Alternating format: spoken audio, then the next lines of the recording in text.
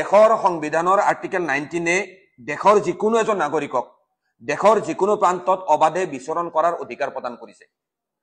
Article 21 মানুহ এজনৰ জীৱন মান মৰ্যাদাৰে জীয়াই থকাৰ অধিকাৰ প্ৰদান কৰিছে।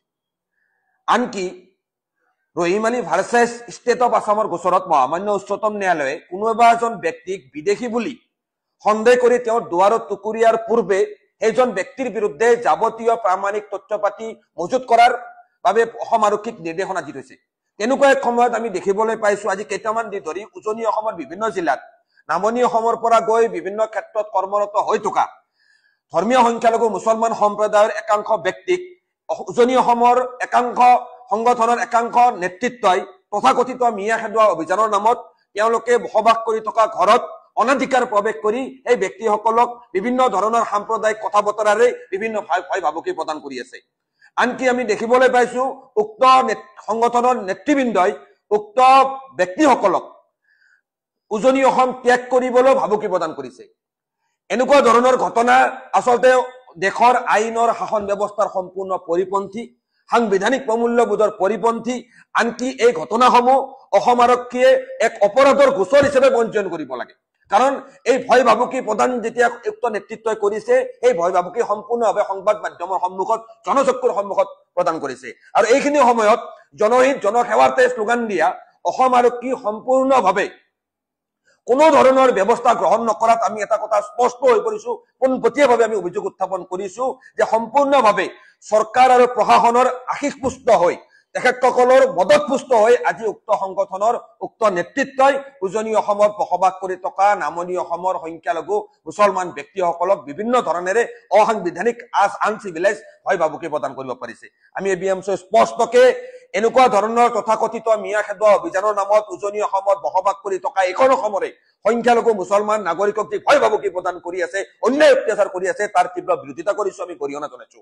আমি স্পষ্টকে কৈছো ইয়াত কথা দুটাই, হয় নাগৰিক ভাৰতীয় হ'ব লাগিব, নহয় নাগৰিক বিদেশী হ'ব লাগিব। আমি সেই সংগঠনৰ নেতৃত্বক আমি চেলেঞ্জ কৰিছো, যিসকল ব্যক্তিৰ ঘৰলৈ গৈ তেওঁলোকে থকা ঠাইলৈ গৈ আপোনালোকে সেইসকল ব্যক্তিক বিভিন্ন ধৰণেৰে সন্দেহজনক নাগৰিক আখ্যা দিছে, বাংলাদেশী আখ্যা দিছে, মিয়া আখ্যা দিছে, সেইসকল প্ৰকৃত ভাৰতীয় নাগৰিক। এজন ব্যক্তিকো আপোনালোকে বাংলাদেশী বা বিদেশী নাগৰিক বুলি প্ৰমাণ কৰি দিব নোৱাৰিব। এইসকল এইখন অসমৰ থলুৱা নাগৰিক আৰু দেশৰ সংবিধানে দিয়া অধিকাৰ অনুসৰি তেওঁলোকে সেই ঠাইত বসবাস কৰি তেওঁলোকে জীৱন জীৱিকা অৰ্জন কৰি আছে, তাত বাধা দিবলৈ আপোনালোকৰ কোনো অধিকাৰ নাই। আমি স্পষ্টসকলে সেই সংগঠনৰ নেতৃত্বক এটা কথা সোঁৱৰাই দিব বিচাৰিছো যে আজি আপোনালোকৰ কাম কাজ, আপোনালোকৰ কৰ্মকাণ্ড, আপোনালোকৰ কথা বতৰাই অসমৰ জনগণক এটা কথাত পতিয়ন নিয়াইছে যে আপোনালোকে আজিৰ তাৰিখত বিজেপিৰ নেতৃত্বাধীন অসমৰ শাসক পক্ষৰ মদতপুষ্ট হৈ বিজেপিৰ যি সাম্প্ৰদায়িক মেৰুকৰণৰ ৰাজনীতি আজি আপোনালোকে ৰাইজৰ মাজলৈকে লৈ যাবলৈ চেষ্টা কৰিছে। এই কথা জনগণৰ চকুত ধৰাত পৰিছে, সচেতন নাগৰিকৰ চকুত ধৰাত পৰিছে। আৰু এই ধৰণৰ কাম কাজৰ দ্বাৰা আপোনালোকে নিজকে শাসক পক্ষৰ পদলেহনকাৰী বুলি নিজকে আপোনালোকে কিন্তু প্ৰতিষ্ঠা কৰিছে। এই এবিএমচিয়ে স্পষ্টকে কৈছো এনেকুৱা ধৰণৰ কাম কাজ বন্ধ হ'ব লাগে। এবিএমচিয়ে গোটেই বিষয়সমূহ সাঙুৰি আমি আদালতৰ দ্বাৰস্থ হ'বলৈ আমি আলোচনা বিলোচনা কৰিছো। আনকি মহামান্য উচ্চতম ন্যায়ালয়, মহামান্য উচ্চ ন্যায়ালয়তো যদি প্ৰয়োজন সাপেক্ষে আমি যাবলগীয়া হয় তাৰ বাবেও আমি সাজু আছো। কিন্তু এটা কথাই স্পষ্ট যে যিমানেই বিজেপি নেতৃত্বাধীন চৰকাৰখনে ৰাজ্যত বা দেশত সাম্প্ৰদায়িক মেৰুকৰণৰ চেষ্টা নকৰিব কিয়, এদিন নহয় এদিন সংবিধানৰ জয় হ'ব।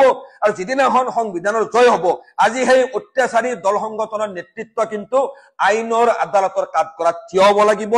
উক্ত সময়লৈকে আমি এবিএমচিয়ে নিষ্পেষিত নিপীড়িত জনগণৰ অধিকাৰৰ সংগ্ৰামখন আগবঢ়াই লৈ যাম। কোনো কাৰণতে অসমৰ সংখ্যালঘু তথা সৰ্বস্তৰৰ জনগণৰ সংবিধান প্ৰদত্ত অধিকাৰ কাকোৱে ইমান সহজে কাঢ়ি লৈ যাবলৈ দিয়া নহ'ব। ইয়াৰ বিৰুদ্ধে প্ৰতিবাদ হ'ব। আগন্তুক দিনত এই প্ৰতিবাদ